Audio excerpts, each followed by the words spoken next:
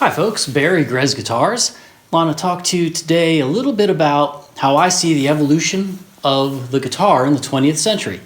Lots of ways that you could look at this, but I think the way I look at it informs the way I design and build guitars. So here we go. So for me, modern guitar design really starts in the early 20s when Gibson hired Lloyd Loar to come and redesign and optimize the mandolins and archtop guitars they were building at the time. And that is probably a benchmark for the whole industry. Those instruments are certainly sought after, and there are people today that are still building in the tradition of a Lloyd Loar mandolin or archtop guitar. And there are people who make their entire livelihood from working to optimize and get the most performance out of that era instrument. So that's not really an evolution of the instrument to me. That's somebody looking at a moment in time and trying to really craft as beautiful of an instrument as possible, like that instrument. But for me, I'm interested in what happened next and next and next, and how did we get here? So if we're starting in the 20s, the Lloyd Loar era, and then we jump ahead to the 30s, we encounter the ES-125 with a pickup, the Charlie Christian guitar, which is a big change. We're cutting a hole in the top of the guitar, we're amplifying it. It's all of a sudden not just an acoustic instrument. In the 30s and 40s, to go along with the ES-125 style guitar with the pickup, of course, we had amplifiers, but these were pretty small amplifiers, 5 watts, maybe 20 watts. And they worked pretty well in tandem. But as the stages got larger that people wanted to play on, as the instrument became more of a lead instrument, not a rhythm instrument, it needed to stand out and project and be more of a focal point. And these amplifiers kept getting bigger and bigger so that the audience could, of course, hear the guitar player, which led to feedback, right, which we all know. So then the quest starts to eliminate feedback. And this is a lot of how modern guitars were shaped. So in the 40s and in the 50s, we see laminated archtops appearing.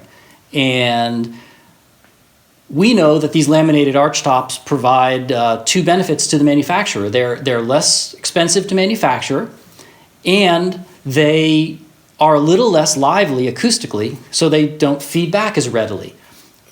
A good example of that is the ES-350, which is a big 17-inch archtop like an L5, but laminated and with lots of pickups on it. So at the same time we're seeing laminated instruments start to appear in the 30s and 40s, we can look at the late 40s and see solid body guitars starting to appear. And a lot of that was to be able to play louder.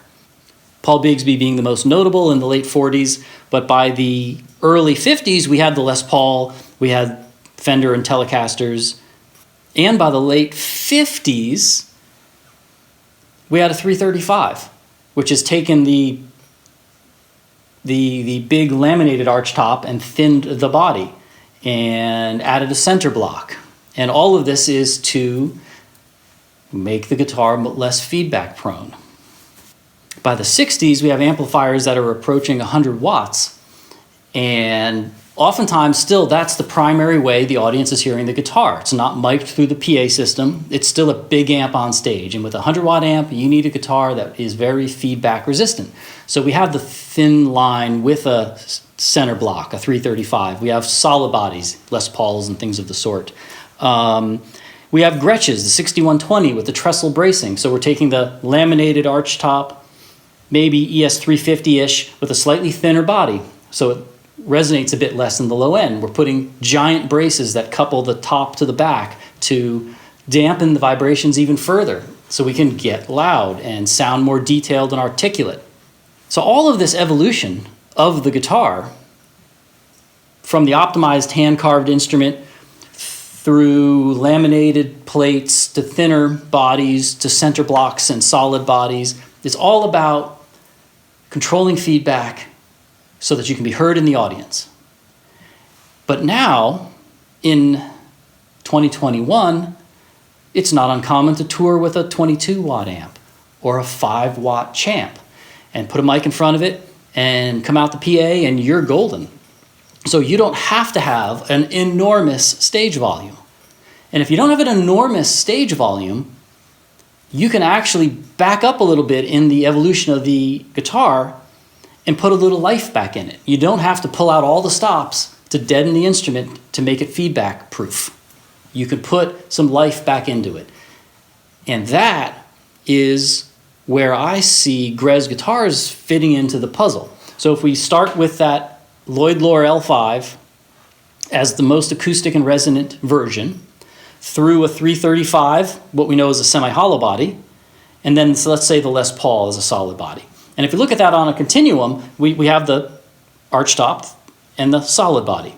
And you might assume that the 335, the semi-hollow body, is in between. Archtop, semi-hollow body, solid body. But if you really listen, it isn't. It's far more like a Les Paul, far more like a solid body than it is a semi-hollow body. Same thing with a thin line telly. Certainly you can hear the difference between a thin line telly and a regular telly. It is more vibrant and alive, but it's by no means in the middle. So because we don't need these giant amps on stage, and many people are choosing to not want them, we can make a guitar that really is in the middle. Maybe we don't want to go all the way back to the L5. That's probably too acoustic for most applications. But if we really put a marker in the middle, so L5, semi-hollow body, that's halfway to the solid body, that's a much more lively guitar than a 335-ish instrument. And I don't mean to pick on Gibson here on the 335. These are just examples that everyone knows. So when I started building electric guitars, that was it. That was the goal. That was the spot where I thought I can make something interesting that does something that not a lot of other instruments on the market do. I can make a semi-hollow body guitar that's far more lively and resonant than what's currently available, but not so lively and resonant that it's useless. And all of that assumes we have modest stage volumes. We have 22-watt amps, 30-watt amps, not 100-watt amps.